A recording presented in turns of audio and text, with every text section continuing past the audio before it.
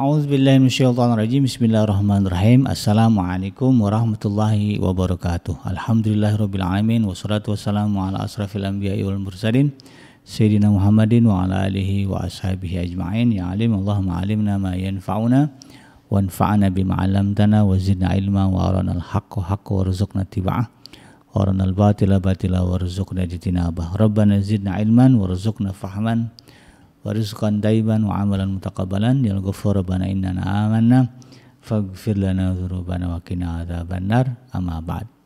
Alhamdulillah, segala puji dan syukur adalah milik Allah, dan karena rahmat dari Allah Subhanahu wa taala kita kembali dipertemukan Allah di channel YouTube iDream TV dalam program keluarga muslim ya. Di mana di dalam program ini ya, kita akan coba ya sama-sama belajar tentang bagaimana tips ya dan juga kiat membangun keluarga yang sakinah, mawaddah dan warahmah, sebagaimana ya Rasulullah pernah mengatakan baiti jannati, ya rumahku adalah surga bagiku. Jadi harapannya adalah ya dengan menyimak program ini ya, sahabat iDream sekalian ya punya cara modal ya bagaimana membangun rumah tangga yang sakinah. Tidak lupa kita baca salawat dan salam. Allahumma sholli ala sayyidina Muhammad wa ala ali sayyidina Muhammad. Assalamualaikum ayuhan nabi warahmatullahi wabarakatuh. Semoga Allah terima salawat dan salam yang kita baca dan dilimpah curahkan kepada para nabi dan para rasul. Wabil khusus ya Rasulullah Muhammad sallallahu alaihi wasallam. Dan tentu semoga kita termasuk dalam kelompok orang yang akan berbahagia ketika berjumpa dengan Allah nanti di yaumul mahsyar, dijauhkan dari siksa api neraka, dimasukkan ke dalam jannah dan dipertemukan dengan Rasulullah sallallahu alaihi wasallam insyaallah. Amin ya rabbal alamin. Sahabat iDream yang dirahmati Allah dimanapun Anda berada, di dalam program keluarga muslim kali ini saya akan mengangkat satu tema tentang memikul tanggung jawab pendidikan agama terhadap keluarga. Kita tahu bahwa Allah Subhanahu wa taala yang mengamanahkan tanggung jawab ya, terhadap keselamatan keluarga di pundak kita para ayah. Sebagaimana disebutkan dalam surat Tahrim, Allah Subhanahu wa taala menegaskan ya ayyuhallazina amanu qu anfusakum wa ahlikum nara. Hai orang-orang beriman, jagalah ya diri kalian dan keluarga kalian dari siksa api neraka. Jadi ya salah satu kewajiban yang harus dipikul oleh seorang ayah ya di dalam mewujudkan keluarga yang sakinah dan sakinah mawaddah dan warahmah adalah bagaimana dia bisa ya, memastikan keselamatan ya, di akhirat nanti, terutama ya kalau di dunia ini tentu kita menempuh ya takdir kita masing-masing lah gitu ya. Tapi ketika kita berbicara di akhirat nanti ya, ini harus kita pikirkan bagaimana nanti di akhirat kita bisa selamat berkumpul bersama dengan keluarga kita di tempat yang sama, yaitu di surganya Allah Subhanahu wa taala. Jadi orientasi keluarga muslim tidak hanya di dunia tapi jauh sampai ke akhirat. Dan ini harus kita sadarkan ya kepada seluruh anggota keluarga kita, terutama anak-anak kita. Nak ya gitu ya. Ayah, bunda ya, tidak hanya sekedar ingin ya, bersama dengan kamu di dunia ini dalam keadaan bahagia, tapi kita ingin juga nanti kita berkumpul bersama di tempat yang membahagiakan di surganya Allah. Ya, ayah dan bunda nggak mau sampai kita nanti berpisah tempat. Ya. Salah satu di antara kita di surga, tapi yang lainnya kemudian dari nerakanya Allah. Ya, kita tidak mau, ayah tidak mau, bunda tidak mau. Ya, bunda dan ayah ingin memastikan kamu semuanya, kita semuanya berkumpul di surganya Allah Subhanahu wa taala. Ya, walaupun mungkin nanti ayahnya dulu, ya kita orang tua dulu, atau bisa jadi ada anak-anak kita yang menyusul yang duluan kan. Tapi tetap ya kita tekankan itu kepada mereka, sehingga ya mereka sudah bisa memetakan ya bagaimana ya, langkah ya, cara hidup mereka untuk bisa kemudian ya, mencapai tujuan itu ya, selamat di akhiratnya, jauh dari siksa api neraka. Karena itu kemudian ya, sebagai orang tua ya, kita harus cari tahu ya, harus tahu lah bagaimana cara menyelamatkan keluarga kita dari api neraka. Ya, nah, tidak ada cara yang bisa yang bisa menjadi solusi bagi persoalan itu kecuali agama, kecuali syariat, aturan-aturan yang sudah ditegaskan Allah. Karena surga dan neraka itu kan punya Allah, ya. Ya, maka kemudian Allah lah ya yang lebih valid ya, kita jadikan sebagai sandaran untuk mencari keselamatan di akhirat nanti. Dan Allah Subhanahu wa taala sudah menerangkan, menjabarkan itu semua panjang lebar ya di dalam wahyu-wahyunya, dan yang terakhir adalah apa yang Allah wahyukan di dalam Al-Qur'an. Simpelnya ya, kalau ingin keluarga kita selamat ya di akhirat nanti, maka pelajarilah Al-Quran, pelajarilah agama. Ya agama nggak bisa dijauhkan dari Al-Quran dan hadis kan begitu. Maka dua ini harus kita pahami. Ya. Nah di sinilah kemudian orang tua ya tidak boleh malas ngaji gitu ya. Ya justru kemudian harusnya semakin termotivasi ya. Ya, jadi setelah tahu ya bahwa kita ingin ya berbahagia bersama dengan anak kita di surga nanti, maka ya, kita harus cari tahu ya cara menyelamatkan ya, menjaga diri kita dari api neraka ya dengan belajar agama. Maka hadirlah di majelis-majelis ta'lim, majelis-majelis pengajian ya, untuk kemudian meningkatkan pengetahuan kita bagaimana menyelamatkan anak-anak kita, keluarga kita dari nerakanya Allah Subhanahu wa taala. Di satu sisi ya sahabat itu yang dirahmati Allah, memang ya namanya anak ya itu fitrahnya ya fitrahnya suci gitu kan. Ya, pada dasarnya semua anak ini ya, adalah anak-anak yang baik, ya, anak-anak yang saleh, ya, anak-anak yang jiwanya murni dengan kebaikan-kebaikan. Tapi kemudian pada prakteknya ya ujungnya nanti adalah bagaimana pengaruh yang diberikan oleh orang tuanya. Maka di sini ya orang tua harus paham agama supaya kemudian anak juga ngerti agama. Orang tua harus paham bagaimana ya, menjalani kehidupan sebagai seorang muslim agar anak-anak kita nanti juga ngerti ya, oh beginilah kehidupan seorang muslim. Gitu. Dia tidak lagi kemudian bertanya-tanya bagaimana ya caranya gitu. Ya, dia udah paham, orang bapak ibunya nyontoin gitu kan. Nah, jadi ya kita harus paham, sadar bahwa fitrahnya manusia ya, adalah soleh ya, dekat dengan agama sebagaimana yang Allah sebutkan di dalam surah Ar-Rum ayat yang ke-30 ya, fa'aqim wajhaka lid-dini hanifa fitratallahi allati fatara an-nasa 'alaiha la tabdila li khalqillah dzalika ad-dinul qayyim walakin aktsaran nasi la ya'lamun. Maka hadapkanlah wajahmu dengan lurus kepada agama Allah dan tetaplah di atas fitrah Allah yang telah menciptakan manusia menurut fitrah itu. Ya, jadi Allah Subhanahu wa taala ya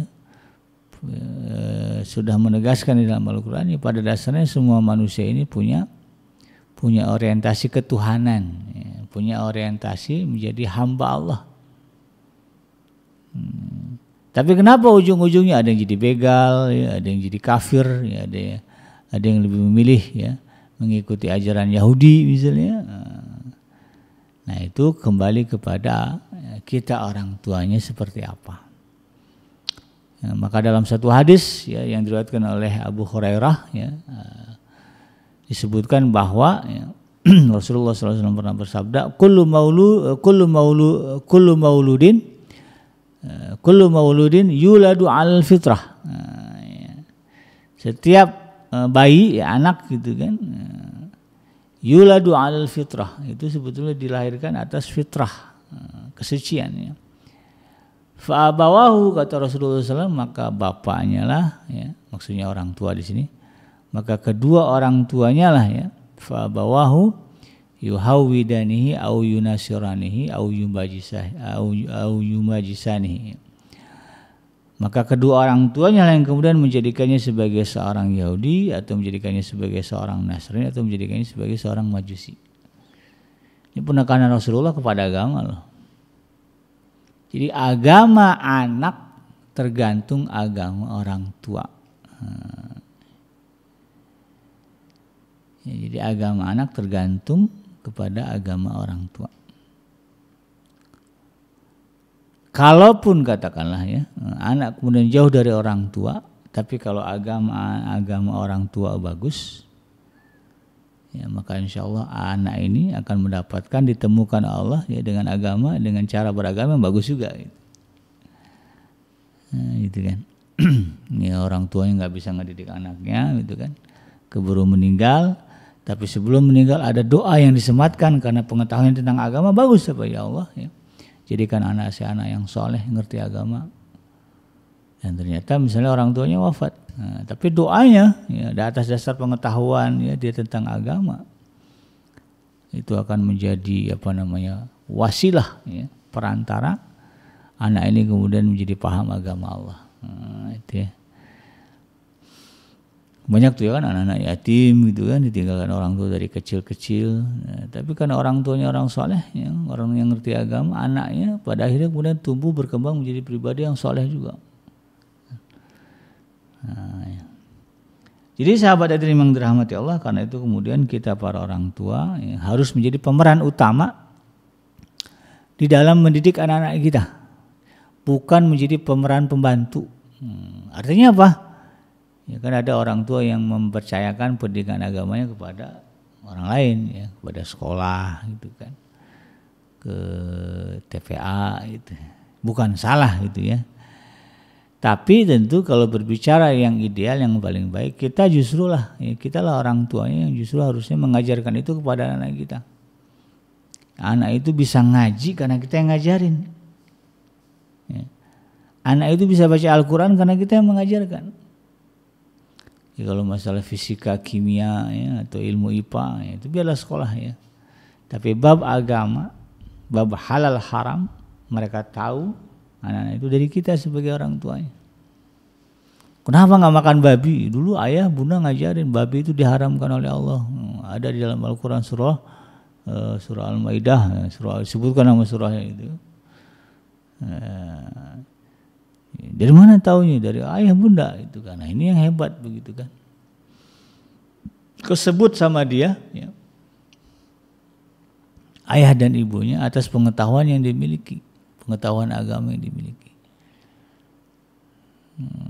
Sholatnya bagus, ditanya orang gimana sholatnya bisa bagus? Oh dulu diajarkan sama ayah bunda, sama ayah saya, sama ibu saya. Ngajinya enak ya, belajarnya di mana? Di rumah sama ayah bunda. Wah ini ya, yang idealnya begitu. Ya. Karena kan kembali kepada surat At-Tahrim tadi Allah menegaskan ya ayyuhallazina amanu qu anfusakum wa ahlikum nar. Ya, tanggung jawab ya, masalah agama ini ada pada orang tua. Orang tua lebih spesifik kepada ayah, kepala rumah tangga itu. Jadi jadilah kita sebagai pemeran utama di dalam memenuhi atau memikul tanggung jawab pendidikan agama terhadap keluarga, bukan pihak lain. Ya. Atau kita hanya sekedar menjadi pemeran pembantu, ya menjadi pelengkap saja. Ya, karena mayoritas ya, pendidikan agama dijalankan oleh orang lain. Ya, maka di sini pentingnya bagi Anda ya yang akan menikah, ya yang akan membangun keluarga sendiri ya, keluarga kecil, ya, basic atau pondasi agama harus kita miliki.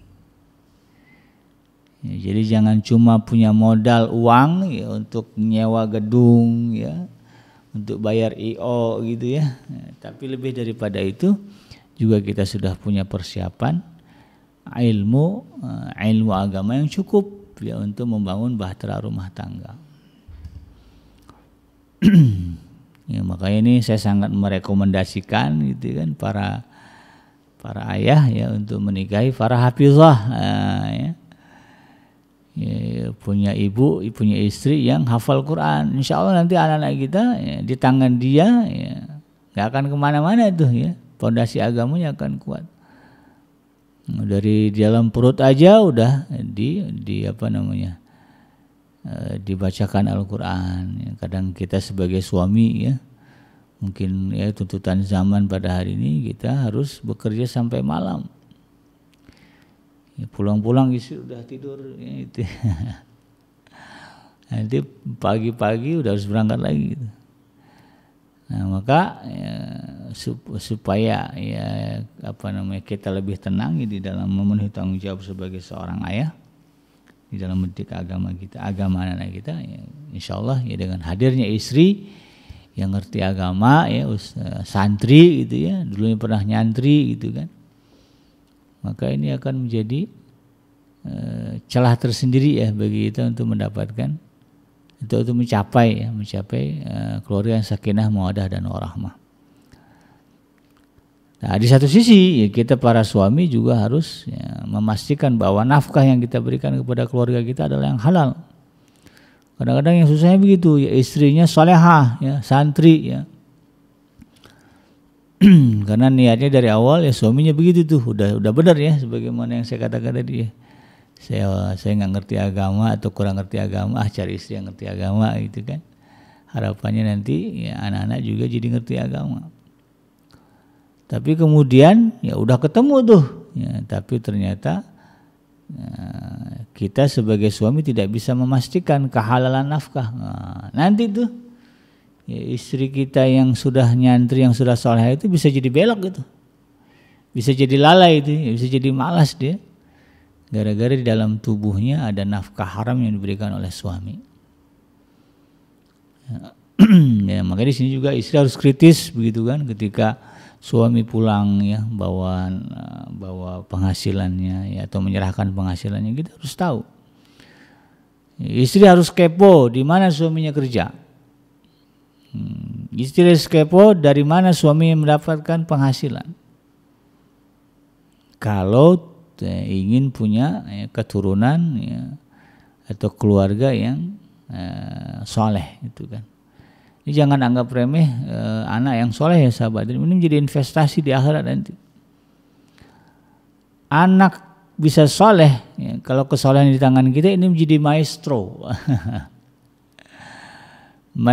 Karya apa? Sebuah karya ya fenomenal ya, karya besar yang kita akan banggakan di hadapan Allah. Ya Allah, memang saya bukan ustadz, bukan kiai, tapi ya Allah dengan izinmu ya anakku ini menjadi anak yang baik ya, yang mengerti tanggung jawabnya di dalam kehidupan di dunia ini sebagai hamba Allah karena saya mendidiknya. Nah, gitu kan. Ini maestro ini gitu kan, karya besar gitu kan. Ini akan kita banggakan kepada Allah.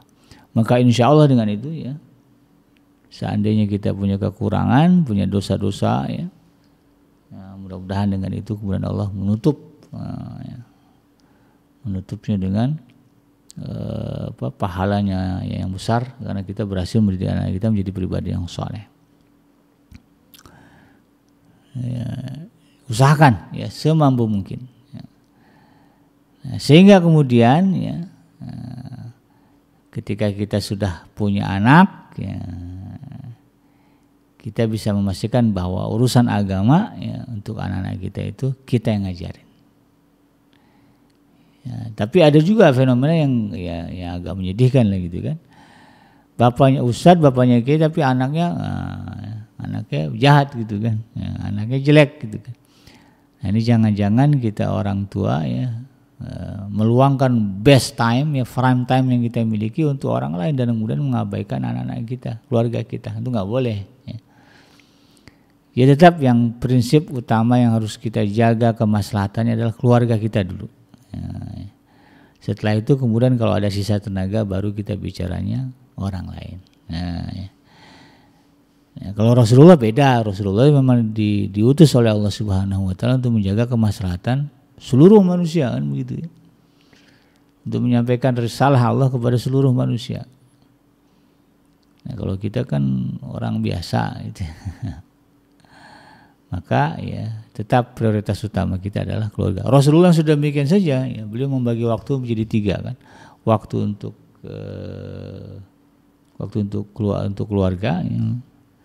Kemudian waktu untuk umat dan waktu untuk Allah Subhanahu wa taala. Rasulullah membagi itu ya. Nah, kita juga harus bisa gitu kan.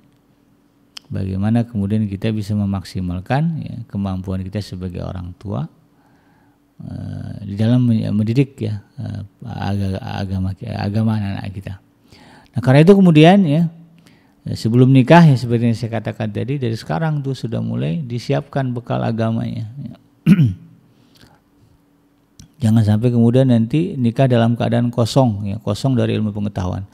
Dan alhamdulillah sekarang ini sahabat Edream yang dirahmati Allah ya, kalau nggak salah nanti sekitar bulan Juli 2024 pemerintah ya, Kementerian Agama dalam hal ini akan mewajibkan pasangan ya, yang akan menikah itu untuk menghadiri kursus pranikah ya, atau disebutnya BIMWIN ya, bimbingan perkawinan. Ya, disesuaikan dengan konsep dan prinsip agama masing-masing ya. Kalau yang Islam ya tentu dengan ustaz, dengan kiai gitu ya. Kalau yang non muslim ya dengan agama masing-masing. Ya, ini juga menjadi celah ya bagi negara, bagi pemerintah untuk kemudian menyadarkan ya masyarakatnya pentingnya memiliki dasar pengetahuan agama sebelum berkeluarga. Ya, karena tanggung jawab orang tua kan besar ya, tanggung jawab ayah ini besar. Maka kalau dia nggak sadar, nggak ada ruang ya bagi negara itu ya, bagi negara untuk menyadarkan masyarakatnya susah juga ya. Jadi peluang. Jadi diwajibkan ya. Kalau sebetulnya kita agak telat ya, kalau di negara jiran ya, Malaysia, Brunei itu sudah dari dulu yang mereka mewajibkan apa yang disebut dengan pranikah, kursus pranikah ya.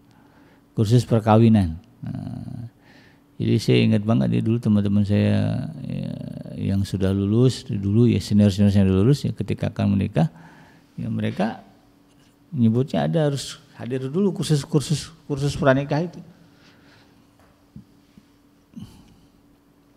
Dan itu kemudian membantu menekan angka perceraian. Karena kalau dipikir-pikir ya, pangkal cerai itu ya agama sebetulnya, ya, pengetahuan itu bagaimana cara kita atau keluarga kita beragama. Kalau cara kita beragama itu jelek, buruk, maka alamat pecah kongsi rumah tangga bisa cerai. Agamalah yang bisa mengerem perselingkuhan, agamalah yang bisa mengerem keputusasaan. Agama yang bisa mengerem jeratan ya, atau desakan kemiskinan gitu kan. Ya, kalau nggak ada agama ya, nah itulah yang terjadi ya. Banyak rumah tangga yang berakhir kacau gara-gara masalah ekonomi, ya, tuntutan ekonomi. Ya, walaupun ekonomi jadi biang keroknya ya, tapi kan pada dasarnya pemicu utama itu tadi ya, karena ketidakpahaman tentang agama. Nah, dalam Islam itu jelas kok itu, kalau kita ibadah benar kepada Allah, nanti dikasih jalan sama Allah tuh ya, bagaimana cukup ya, kan ayatnya juga jelas ya. Wa may yattaqillaha yarzuq wa may yattaqillah, siapa yang bertakwa kepada Allah ya, maka Allah akan menjadikan bagi dia jalan keluar ya. Allah akan menjadikan bagi dia makhrajan ya, wa yarzuqhu min haitsu la yahtasib. Wa may yattaqillaha yaj'al lahu makhrajan wa yarzuqhu min haitsu la yahtasib. Ya, ayat begitu. Saya bertakwa kepada Allah ya, maka Allah akan menjadikan baginya jalan keluar dari berbagai persoalan loh ya. Wa yarzuqhu min haitsu la yahtasib, bahkan dia akan memberikan rezeki dari arah yang disangka-sangka. Wa may tawakkal 'ala Allah fa huwa hasbuh, siapa yang bertawakal pasrah kepada Allah maka dia akan mencukupkannya. Jadi hakikatnya kalau kita ngerti agama ya, kondisi apapun ya, secara finansial atau apapun ya, itu sebetulnya tidak akan berujung kepada masalah besar, karena Allah akan memberikan solusi, jalan keluar. Nah, itu. Kalau kita dengar berita kan begitu ya, banyak perceraian, bahkan tindak kriminalitas ya, dalam atau KDRT ya, KDRT dalam rumah tangga. Motifnya, alasannya adalah karena masalah ekonomi. Dan biasanya kalau bicara ekonomi disalahkan negara gitu kan, kenapa negara tidak mampu hadir ya, memenuhi kebutuhan keluarga-keluarga di Indonesia. Nah, sebetulnya akar masalahnya karena agama. Kan kita diciptakan Allah untuk beribadah. Wa ma khalaqtul jinna wal insa illa liya'budun. Surah Az-Zariyat begitu kan. Bahwa Allah menciptakan kita untuk menyembah, untuk beribadah kepada Allah. Karena kita diperintah untuk menyembah, maka yang lainnya, ya, masalah makan apa dan sebagainya, pakaian semua, pakaian, kendaraan, Allah akan memberikan kepada kita. Dengan mekanisme yang kadang-kadang kita tidak sadari gitu kan. Ya. Ini yang harus kita pahami. Bukan berarti mengabaikan kerja ya. Kerja itu bagian dari mekanisme tadi, mekanisme yang kita tidak sangka. Nah, jadi dari sini kemudian ya sahabat Adrim yang dirahmati Allah, ya, kita berupaya meningkatkan kualitas pemahaman agama kita sebagai kepala keluarga, ya, sebagai ibu rumah tangga, ya, apalagi kalau ibu, ya, anak-anak kita ini menghabiskan banyak waktu bersama dengan ibu, itu kan. Umumnya, itu kan, karena begitu lahir ibulah yang menyusui selama 2 tahun. Ya. Ayah yang mencukupkan kebutuhan ketika ibu menyusui. Nanti sudah anak mulai beranjak sekolah, ya sudah mulai beranjak. Ya mau ke sekolah, masih itu juga dengan ibu juga itu biasanya. Kalau saya perhatikan tuh ya sahabat itu di sekolah-sekolah ya, di SD negeri terutama itu yang biasa nongkrong di kantin-kantin ya, itu emak-emak itu kan, yang sedang nungguin anaknya sekolah itu. Ya, nggak pernah saya lihat bapak-bapak itu kan. Jadi memang waktu anak-anak ini bersama dengan ibu panjang. Maka sayang kalau kemudian ya, masa emas atau the golden age anak-anak kita kemudian tidak kita isi ya, dengan semaksimal mungkin oleh kita sebagai orang tuanya. Masa emas manusia itu kan ketika anak-anak semua memori bisa disimpan ya, di dalam otak dia gitu kan. Makanya yang benar kita yang harus menjadi sumber ilmu bagi anak-anak kita itu ilmu agama ya. Dan jangan gerah ya kalau kemudian anak-anak banyak tanya, Allah itu gimana sih mah, ada di mana sih ya, itu pertanyaan yang bagus kalau ada anak-anak begitu. Berarti dia sudah mempercayakan ya, segala hal yang sifatnya misterius, ya, segala hal yang sifatnya gaib. Hal-hal yang tidak mereka ketahui dia percayakan itu jawabannya dari orang tua mereka. Jangan di-cut. Kadang-kadang ada orang tua yang karena nggak bisa jawab atau malas jawab pertanyaan anak, lalu kemudian ya dipotong ya, di-cut ya, dengan kalimat ancaman. Kadang udah jangan banyak tanya ya. Susah ngejelasinnya. Kalau udah kayak gitu tuh anak-anak udah malas tuh. Jawablah walaupun jawabannya ya mungkin kurang berbobot begitu kan. Yang penting ada jawaban gitu. Syukur-syukur kalau jawabannya berbobot ya. Ya. Itu keluarga muslim harus begitu tuh ya.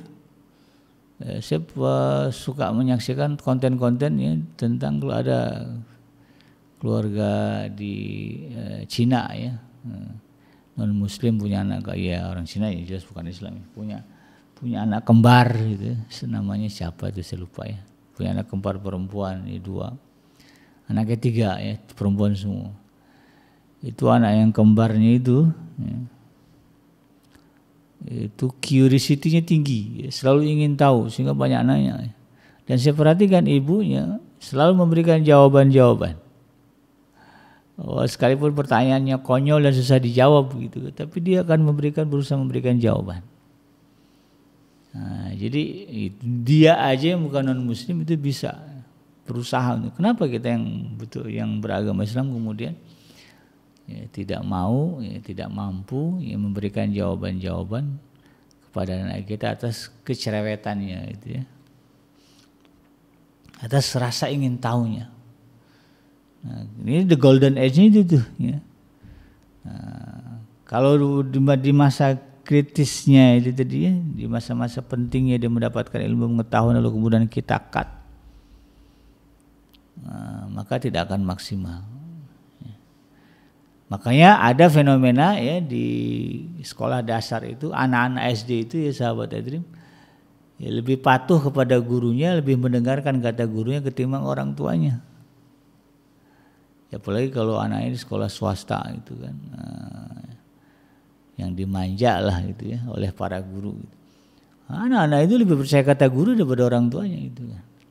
Karena bisa jadi ya ada memori-memori negatif yang terbangun ya antara orang tua dan anak ketika mereka di masa-masa penting tadi itu ya.